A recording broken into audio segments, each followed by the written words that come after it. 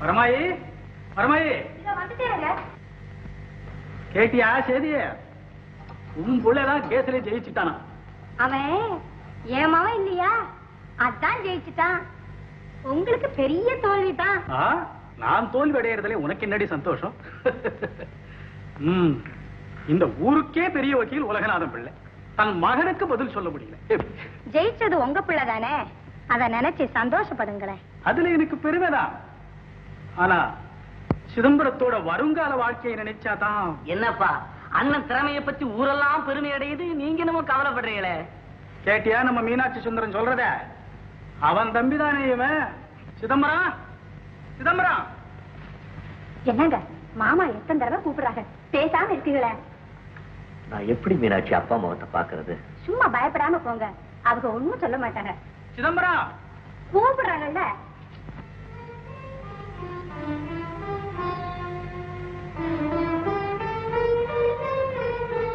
அப்பா கூப்பிட்டீங்களா? என்னப்பா சிதம்பரம், அப்பாவே ஜெயிச்சுட்ட, பெரிய வக்கீல். இல்லப்பா, பாவம் அந்த மாடசாமி. பரவாயில்லப்பா, எனக்கு எதிரா என்ன? நீ மட்டும் நல்ல பிராக்டிஸ் பண்ணினா பெரிய பெரிய ஹைகோர்ட் வக்கீல் எல்லாம் கூட உனக்கு பயப்படுவாங்க. தந்தையை விட மகன் சாமர்த்தியசாலிகர் பேர் எடுக்கிறது தான் நல்லது. ஆனா அதே சமயத்துல உன்னையும் நீ காப்பாத்துக்கணும் தம்பி. அந்த மாடசாமி ரொம்ப ஏழைப்பா. ஏழை ஏதும் இல்லாதவன் துரதிருஷ்டக்காரன் இவங்களுக்கெல்லாம் இறக்கப்பட்டா வக்கீல் தொழில வெற்றி கிடைக்காது தம்பி.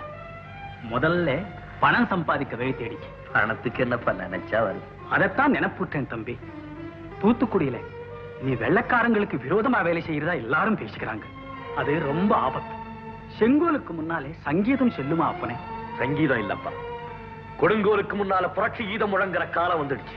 அந்த தொல்லையெல்லாம் நமக்கு எதுக்கப்பா? நாம் உண்டு, நம்ம வீடு உண்டுன்னு இருக்கணும். அப்பா, வீடு வீடுன்னு நான் நினைக்கும் போதெல்லாம் நாடு நாடுன்னு பொதுப்பணிய நாடுது என்னுடைய மனசு. பலே அப்பா, நாட்டு நலதான் பெருசு. அதுக்காக வீட்டுக்கு ஒருத்தர் தியாகம் செய்துதான் தீரணும். இனிமே நான் கூட நம்ம ஊர்ல. போதுண்டா, நீ பேசாம இரு. என் வேதனை உனக்கு என்ன தெரியும்? கவலைப்படாதீங்கப்பா, நான் எச்சரிக்கையாவே நடந்துக்குவேன். ஆமையா, அப்பா சொல்றபடி நடந்துக்க. எல்லாம் உண்மைக்காகத்தான். ஆகட்டும்மா, நீதிக்கும் நேர்மைக்கும் நல்ல பிள்ளையாவே நடப்பான் உங்க மகன். சரிப்பா, நீ தூத்துக்குடிக்கு புறப்படு. சோனா மூனா பாவன்னா உன்னை நேர்த்திக்க வர சொல்லி எழுதியிருந்தா. ஆகட்டும். மீனாட்சி, என்னங்க சிதம்பரத்துக்கு அடிக்கடி நீதான் ஞாபகம் ஊட்டணும். அவன் பாட்டுக்கு வீடு வாசல கவனிக்காம ஊருக்கு உழைக்கிறேன்னு போயிடாம நீதான் பாத்துக்க. ஆகட்ட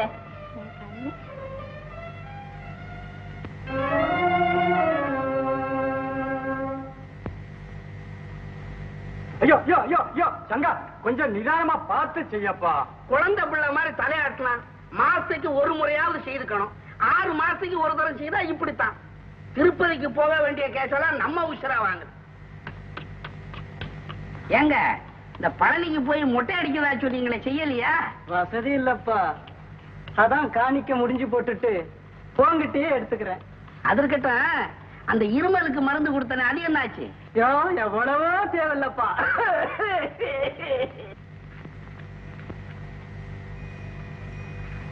என்ன சின்னம்மா பரிமா இருக்கே? யாரு? மன்னார் ஐயாவா? வாரும் வாரும். சைக்கிள் தானுங்களா? ஆமா, நல்ல மாட்ட கொழு கொழு கொழுன்னு வளர்த்து வச்சிருக்கிய. சரி, முடிவா கேக்குறேன், என்னன்னா கொடுப்ப சொல்லிவிடு. நீ கூட தான் கோழு கோழு கோழுன்னு இருக்கிற. ஆனா பாரு, போய் போய் மாட்டு மேல கண்ண போட்டு இல்ல, இன்னும் ஊருட்டாப்ல போ. ஐயோ பேசாதே, நம்ம வெள்ளக்கார துறை சார்ஜென்ட் ஐயா அவங்க வீட்டுல இன்னைக்கு விருந்து வைக்கிறாங்க. அதுக்கு ஒரு நல்ல பசுமாடு தேவை. பாத்தியா, காத்தால இருந்து பணத்தை எடுத்து பையில போட்டுக்கிட்டு ஊரு பூரா சுத்துறேன், மாடு திகையில.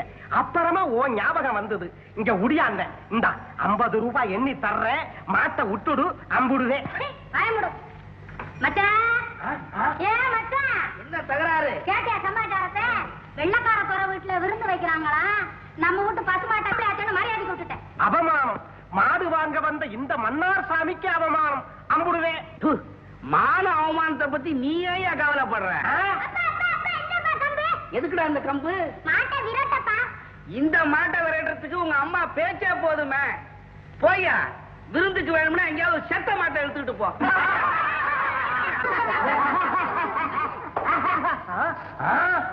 என்ன மன்னாரு ஏன் இப்படி பலியாடு மாதிரி முடிக்கிற? என் போலீஸ் உத்தியோகம் காயம் இல்லையா? இல்ல மாட்டு வியாபாரத்துல இறங்கிட்டியான்னு கேட்டேன். எல்லா பயல்களுக்கும் இந்த மன்னார் சாமி கிட்ட மரியாதை மறந்து போச்சா? காப்ப மாட்டி உள்ள தள்ளி போடுறேன் அம்புடுவேன். அதுக்கு அப்பீல் இல்ல அம்புடுவேன். தம்பி மாடசாமி, அவரு போறாரு, நீ வா தம்பி. உப்பளம் எல்லாம் நடக்குது.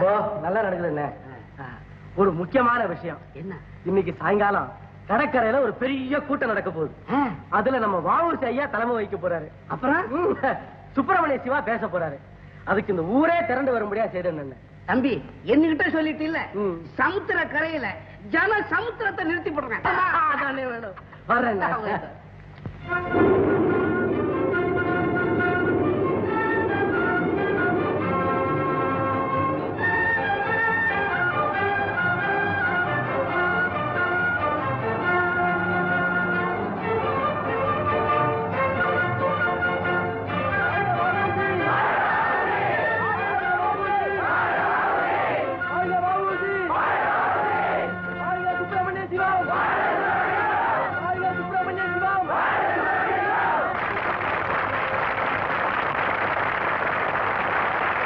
அடிமை விலங்கி அறுத்தறியும் படிக்காக தன்னுடைய வாழ்வையே தியாகம் செய்திருக்கும் வீர துறவி நமது சுப்பிரமணிய சிவம் அவர்கள் இப்போது பேசுவார்கள். வீரர்களே, சீமைக்காரன் வியாபாரம் செய்ய இங்கு வந்தான். இன்று சிங்காதனத்தில் அமர்ந்து ராஜமணி விடுக்கிறான். நம்மை பார்த்து அடிமைகள் என்கிறான், அவதிப்படுத்துகிறான். இதை யார் பொறுப்பது? ஏன் பொறுக்க வேண்டும்? அவன் ஆதிக்க திமிரை அடக்க வேண்டும். நம்மிடம் பட்டாளம் இல்லை, படையும் இல்லை. பின் எதிரியை எப்படி எதிர்ப்பது? அதற்கு ஒரு அரிய வழி கிடைப்பட்டது. மக்களை வாங்குவது இல்லை என்று கொள்ள வேண்டும். வியாபாரம் படுத்தால் வெள்ளையனும் படுத்து விடுவான். நீங்களெல்லாம் மானமுள்ள மனிதர்கள் என்பது உண்மையானால் இன்று முதல் அந்நிய துணிகளை வாங்கவே கூடாது. இதுவரை வாங்கி இருந்தால் அவற்றை எரித்து சாம்பலாக்க வேண்டும். நம் தென்னாட்டு திலகர் சிதம்பர சிங்கம் தலைமையில் இந்த அரிய காரியத்தை நிறைவேற்ற வேண்டுமாய் உங்கள் எல்லோரையும் கேட்டுக்கொள்கிறேன். நண்பர்களே, சுதந்திர தேவியின் போர் முரசை நமது சிவத்தின் பேச்சிலே கேட்டீர்கள். உணர்ச்சியின் எரிமலை வெடித்தது, நம் உள்ளங்களை எல்லாம் உருக்கியது. நமது விடுதலை இயக்கத்தின் முதல் வேடிக்கையாக அந்நிய நாட்டு துணிகளை எல்லாம் எரிக்க வேண்டும். மராட்டியத்தின் மாவீரன் நமது திலகர் பெருமான் நமக்கிட்ட புனிதமான கட்டளை இது. நாளை நாடெங்கும் நகரெங்கும் சுதேசி கனல் கொழுந்து விட்டு எறிய வேண்டும். தூத்துக்குடியிலே எரியும் நெருப்பின் ஜுவாலை திருநெல்வேலியிலே தெரியும்படி செய்ய வேண்டும். செய்வீர்களா?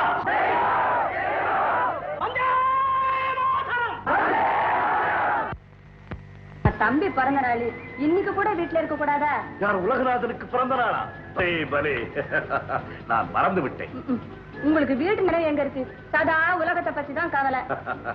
அடே பயலே உலகநாதா, வாடா இங்கே. நீ வாழ்க, நீ வாழ்க. என்ன இது? ஏது இந்த பட்டு சட்டை? இதுவா எங்க அண்ணாச்சி அனுப்பிச்சாங்க. அண்ணாச்சி அனுப்பினால் போட்டு விடுவதா? அந்நிய சீமை துணிகளை வாங்காதீர்கள், எரித்து விடுங்கள் என்று நான் ஊர் முழுவதும் பிரச்சாரம் செய்கிறேன்.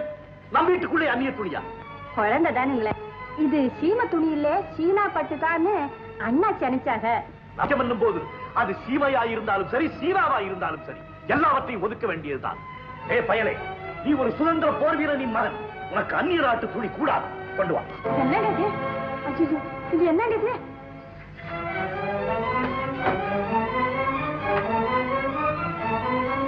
ஐயோ, என்னங்க இது? அந்நிய ஆதிக்கத்திற்கு நான் வைக்கும் முதல் நெருப்பு வந்தே மாதரம்.